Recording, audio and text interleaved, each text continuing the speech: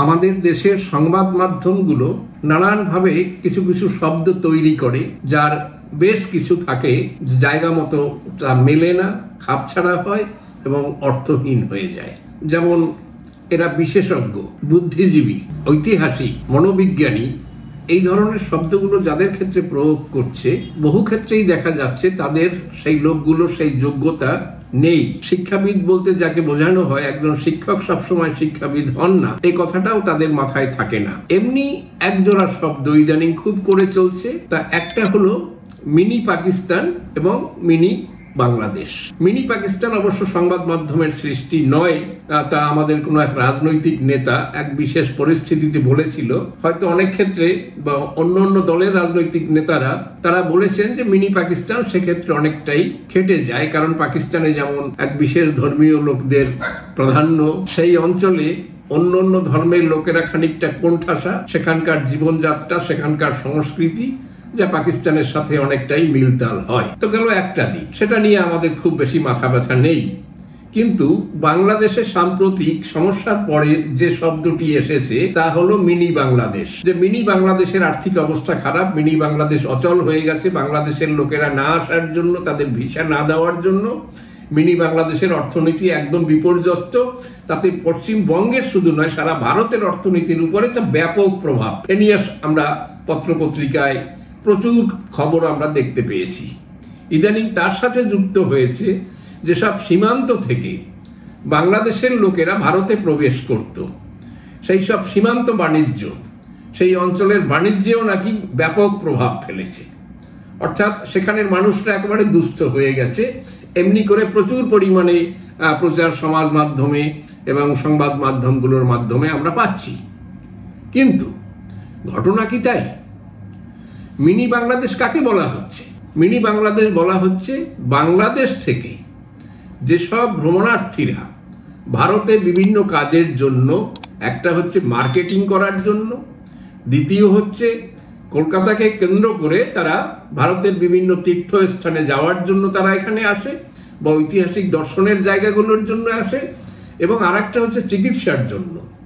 চিকিৎসার জন্য কলকাতায় এসে কেউ কলকাতায় চিকিৎসা করান, আর অন্য অন্য ক্ষেত্রে তারা ব্যাঙ্গালোর, চেন্নাই বা ভেলোরের দিকে যান, তার জন্য টিকিট সংগ্রহ করা ইত্যাদি কাজ করে সেখান থেকে ফিরে আসার পথে আবার কলকাতা থেকে তারা মার্কেটিং করে ফিরে যায়।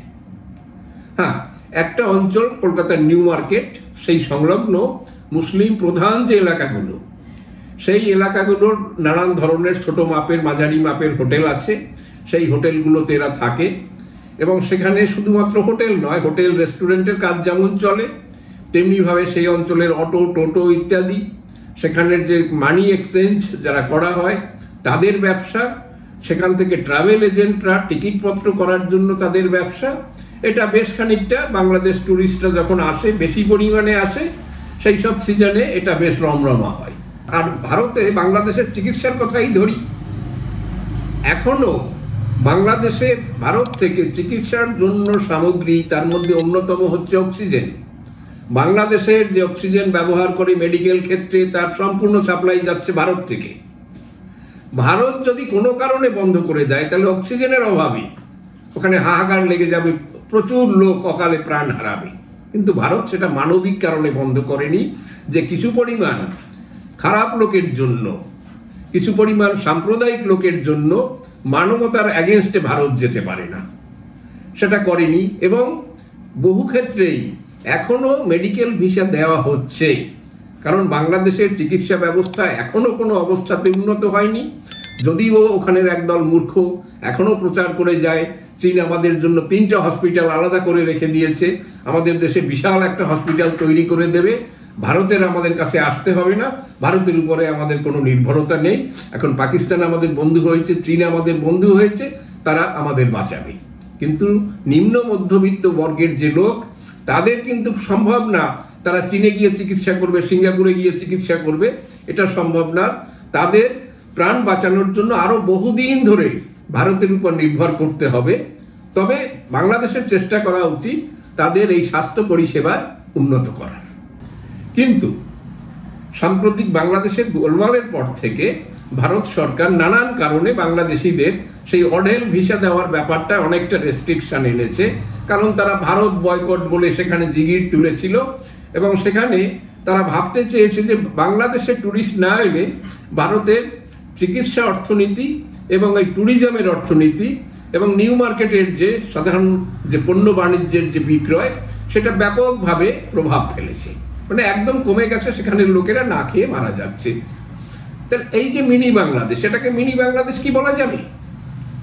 এটা কলকাতা শহরের একটা অংশ, সেখানে বাংলাদেশের লোকেরা এসে স্থায়ীভাবে বসবাসও করছে না, তাদের সেই কালচার, তাদের সংস্কৃতি, তাদের জীবনযাত্রা, তাদের ধর্ম, এই সমস্তগুলোর উপরে কোনো প্রভাব ফেলেনি।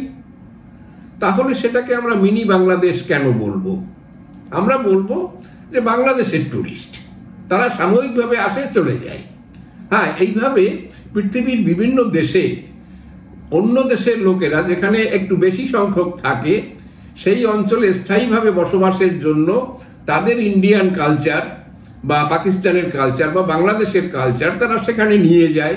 তাদের জীবনযাত্রা, বিবাহ, উৎসব সমস্ত কিছুর উপরে সেটা ব্যাপকভাবে প্রভাব রাখে। তাদের খাদ্য, সেই খাদ্য অনুযায়ী, খাদ্যাভ্যাস অনুযায়ী সেখানে সেই ব্যবসা বাণিজ্য, তার সেই পণ্য সামগ্রীর যোগান, তাদের সেই বস্ত্র, তারা যে ধরনের কাপড় চোপড় পরে তাই এই সমস্ত কিছু সেখানে থাকার জন্য তাদেরকে কেন্দ্র করে একটা বিশেষ মার্কেট ব্যবস্থা চলে আসে এবং তারা স্থায়ীভাবে সেখানে থাকে। সেই জন্য মিনি ভারত, মিনি গুজরাট, এই শব্দগুলো, মিনি বাংলাদেশ, এই শব্দগুলো সেই সব ক্ষেত্রে সেই দেশে খাটেই।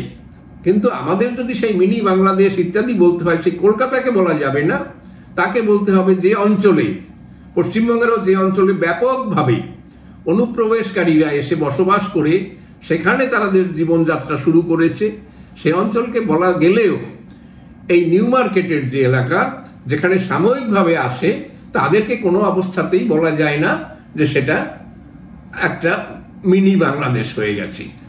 এবং এটাও নয় যে তারা না আসার জন্য একেবারে হাহাকার পড়ে গেছে, সেখানকার ব্যবসা বাণিজ্য বন্ধ হয়ে গেছে, এটা মোটেই নয়। নিউ মার্কেটে মার্কেটিং করার জন্য শুধু বাংলাদেশের উপর নির্ভর করে না, এই ভারতের বিভিন্ন জায়গায়, কলকাতা শহর সংশ্লিষ্ট যে শহর তৈরি, এই বিভিন্ন জায়গা থেকে লোকেরা কেনাকাটার জন্য নিউ মার্কেট অঞ্চলে আসে।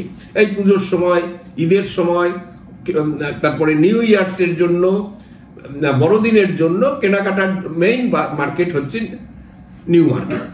কাজে সেখানের ব্যবসা বাংলাদেশ থেকে কজন টুরিস্ট কিছুদিনের জন্য না এলে যে সম্পূর্ণ বন্ধ হয়ে গেছে এটাও নয়। আর এটাও নয় যে বাংলাদেশের কোনো লোককেই ভিসা দেওয়া হচ্ছে না, যথেষ্ট পরিমাণ লোকজন ভিসা পাচ্ছে।